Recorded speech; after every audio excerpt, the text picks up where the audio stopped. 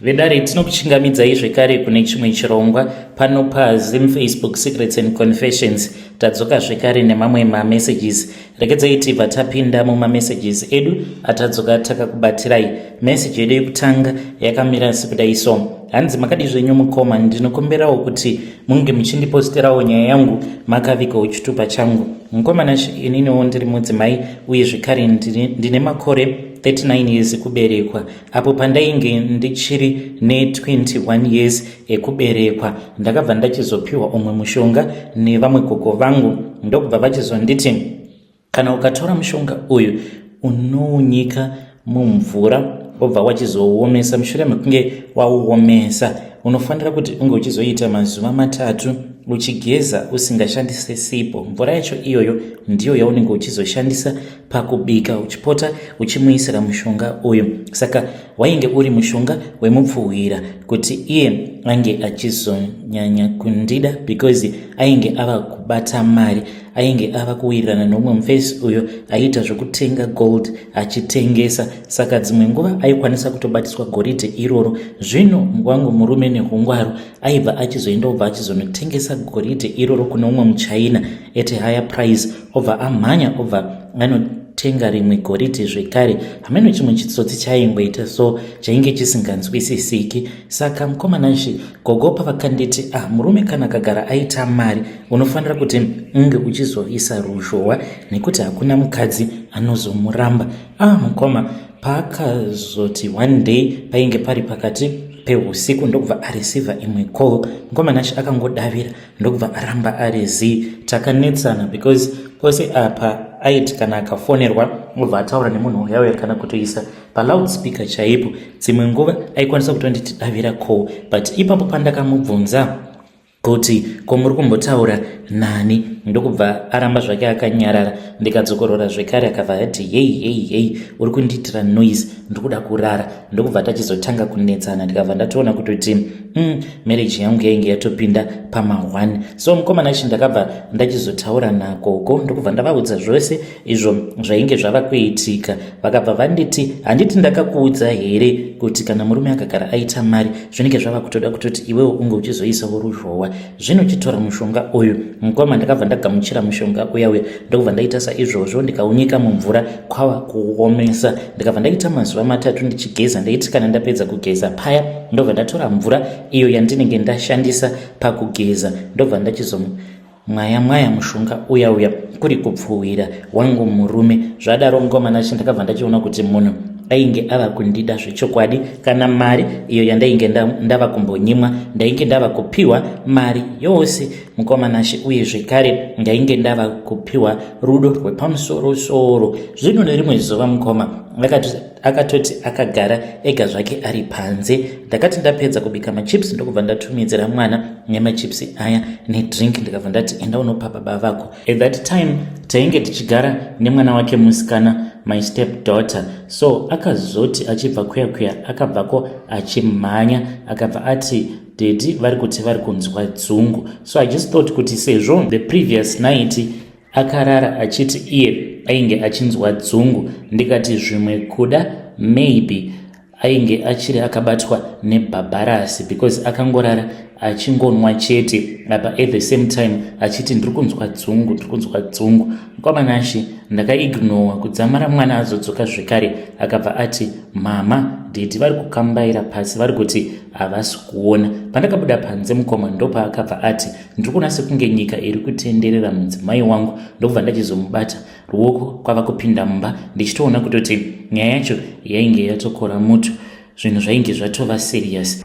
Saka iye murume wangu haana kuita bofu in one day. Mukomanashi akapofamara mbijana kuzonosvika ava kusatoona. By the time apo paakazopofamara inini mukomanashi ndainge ndatomusiya kudhara.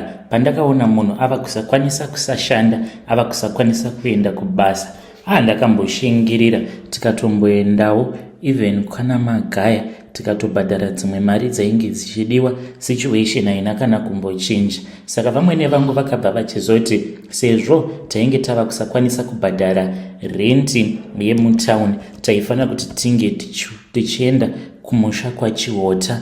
Ndakabva ndachizoendeswa kwaChiota mukomanashi apa tainge tisina kana send.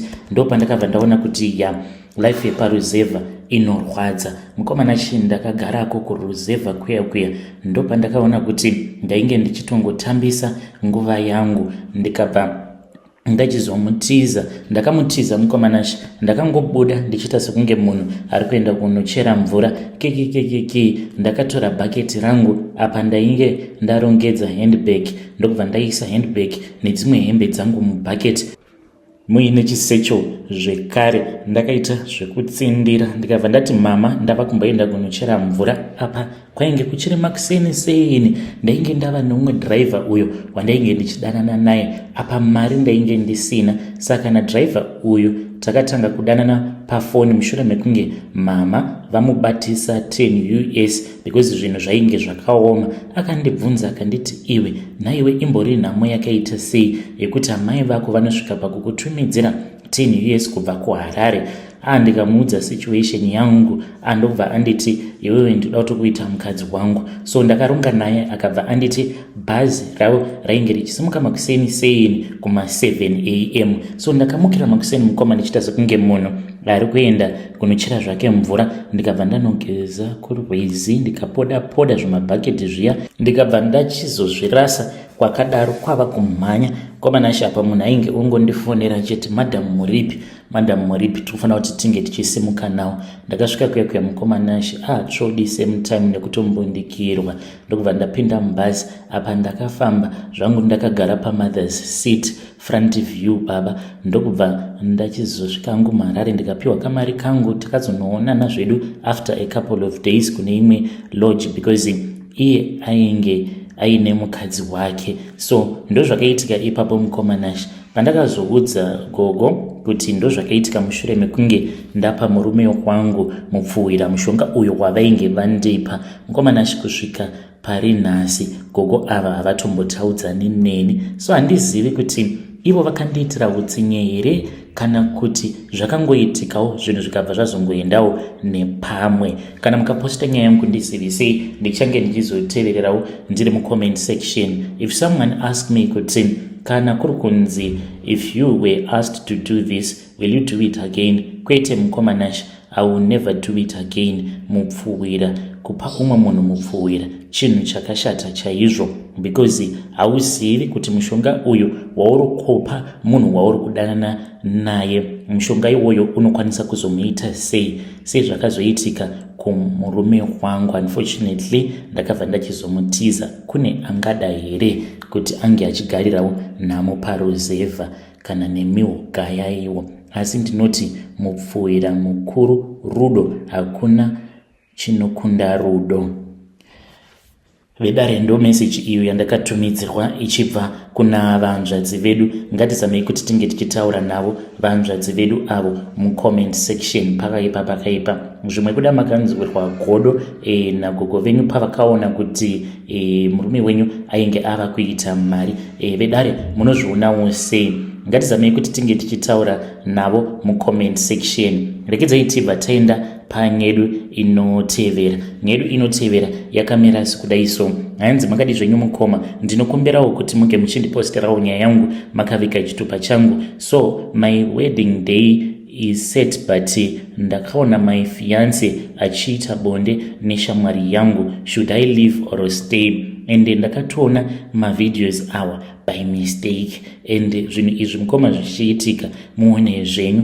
Ndakatoti one day kubasa kwauya vanhu vanotengesa mafoni, tine timu rinotitengesera mafoni. Ndikabva ndati it is a gift for my fiance. Ndakabva ndamutengera iPhone, iye zvake munhu wekuti anofarira kushandisa maandroid. Ino ndinoshanda musaluni, saka maiPhone awa by the way tinomawana like ne cheap price. So I then bought iPhone mukoma. Ndikabva ndachizoenda ndikanoipa umwe muIndian, akabva achizoreseta mapasswords and he removed iCloud pairi. Ndokubva ndachizopa my fiance, akatomboiramba but ndikamuti aiwaka, kana watengerwa present nemukadzi haurambe, at least you can use them both. Ndokubva achizobvuma. Mukomanashi akabva achizotorana neshamwari yangu vakabva vaenda kusleep over kumba kwefriend yangu.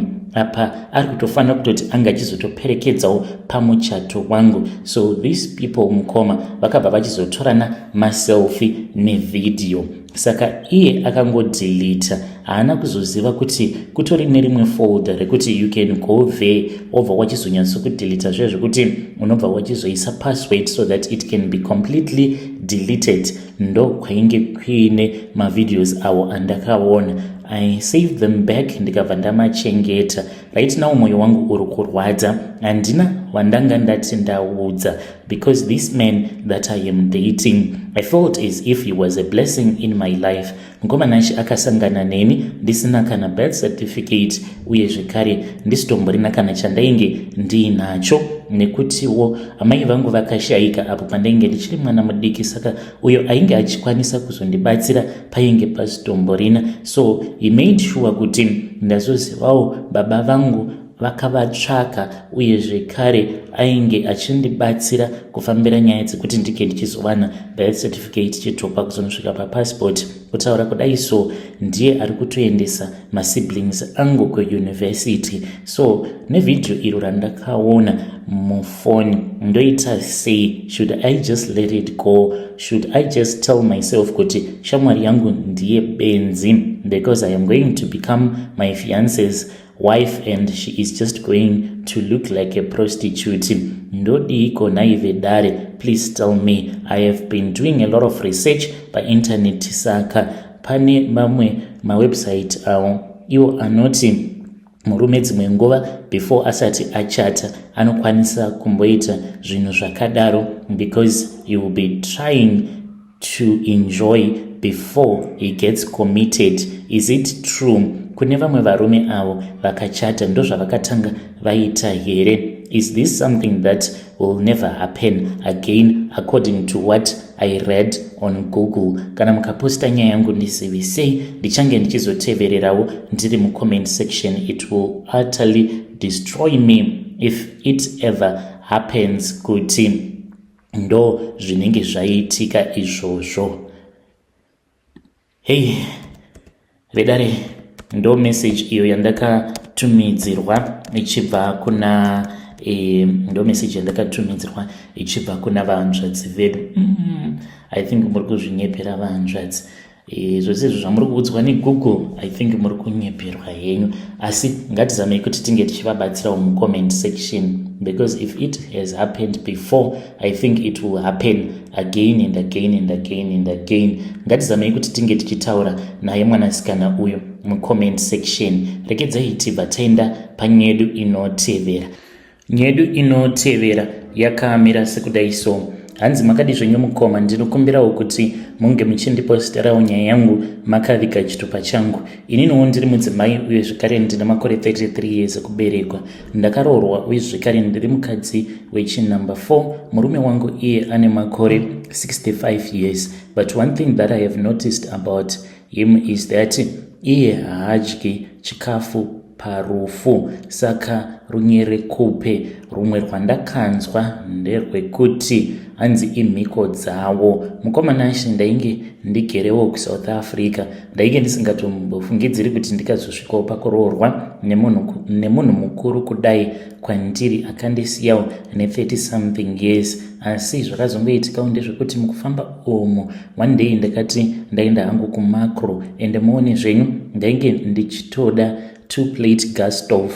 Ndakati ndiriko kuMacro kuya there was these other men that approached me, akabva anditi bosi vake vainge vandifarira, vakandiona ndichiburuka mukombi. Ndikati oh wow, takabva tachizoenda kuya ndikubva ndavaona, ndikaona kuti ainge ari munhu mukuru. But I got impressed mukoma, because vainge vachidriva ZX. Ndo mazuva aya paakabuda mazimotikari acho iwawo achiri mashoma muroad so apa rainge riine yellow plate. Ndikabva ndati apa ndinenge ndapinda machena. Chakazongondirwadza ndechikuti vakandinyepera vakati mudzimai wangu wakafa, saka ndikutsvakawo munhu wekuti anokwanisa kundichengetera vana vangu. Ndakafara mukoma. Munoziva kuti I felt weak in my knees ndichitarisa zimotikari racho uye zvekare ndichiona kuti this guy is very wealthy. Ndikati Mwari, saka ndangotozvimanikidza kuti ndiregedze kuenda kumaChina kunotenga gasi, ndinge ndichiva kuzoritenga kunoku kumakro kwarinodhura, nekuda kwekuti manga muchida kundisanganisawo nababa ava. I thank you so much God. Vakanditi pinda mumotikari, ndakapinda mumotikari, vakabva vati vainge vachida kuona kwandinogara. Mukoma Ashe, takazoti tasvika kulocation kwandainge ndichigara, situation yainge yakaoma. Mukoma vakayevedza misodzi vakati, saka vana vekuZimbabwe ndo upenyu hwamuri kurarama uhu, because pandakanovapinza pacho vakati ndoda kuona pamba paunogara. Mukoma mumukuku apa zvinhu zvainge zvakatondiomerawo mazuva acho iwawo. Pamba ipapo pandainge ndichigara painge pakadzimwa magetsi, because pose apa tainge takangoitawo zvekubhiricha magetsi acho. Vakanditi, oh, this is the life that you are living. Ndikati hongu. Vakabva vanditi, une zvinhu zvauri kuda here munomu? Ndikati yeah, yes of course everything. Vakaseka vakati, iwe ndoda kuti ungotora zvinhu zvishoma, imwe nhamo yose ndoda kuti unge uchizoisiya. So ndakabva ndachizongotorawo tumadresi tushoma, because hembe dzakawanda ndaiti ndikada kudziisa mubhegi, vaibva vazodziisa pasaidi. Vakanditi idzi dzinosara. Ndikati kwete, hadzingasari. Vakati chidzipisa. ndokubva ndachizodzipisa. Mukoma ndakatorwa ndikabva ndachizoendeswa ku4 Ways. Ndakatoshamisikawo ndichitonopindawo pane rimwe ziestate.